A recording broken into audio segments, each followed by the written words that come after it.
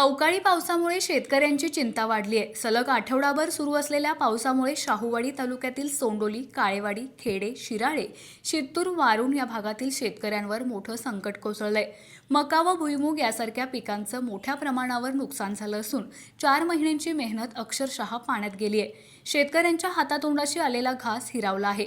अवकाळी पावसामुळे शेतकरी हवालदिल झाला असून शेतामध्ये गुडघाभर साचलेल्या पाण्यातून पिके उपटण्याचा आटापिटा शेतकऱ्यांना करावा लागतोय। घरी आणलेला मका पावसाने भिजल्यामुळे त्याला कोंब आल्यामुळे काढलेले पीक सुद्धा कुजून गेलंय।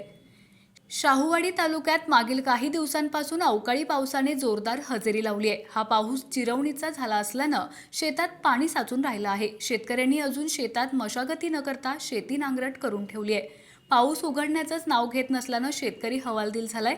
बदलत्या हवामानामुळे शेतीला मोठा फटका बसलाय। अवेळी आलेल्या पावसामुळे रब्बी हंगामातील आणि उन्हाळी पिकांचे नियोजन पूर्णपणे कोलमडलंय।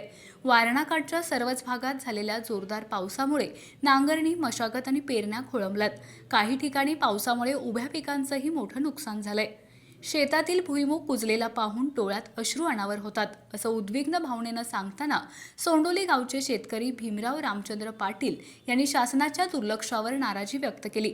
आधीच कर्जबाजारी झालेल्या शेतकऱ्यांच्या तोंडाशी आलेला घास पावसाने हिरावून घेतलाय। आता जर शासनाने तात्काळ पंचनामे करून नुकसान भरपाई जाहीर केली नाही तर शेतकऱ्यांचे पुढील पीक घेणेही अशक्य होईल। या नुकसानीमुळे येत्या भात पेरणीचा हंगामही धोक्यात आलाय।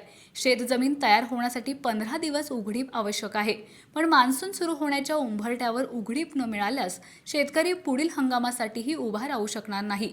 शासनाने तात्काळ पुढाकार घ्यावा, नुकसानग्रस्त भागांचा पंचनामा करून योग्य ती मदत उपलब्ध करून द्यावी, अशी जोरदार मागणी शेतकरी वर्गाकडून होतीये।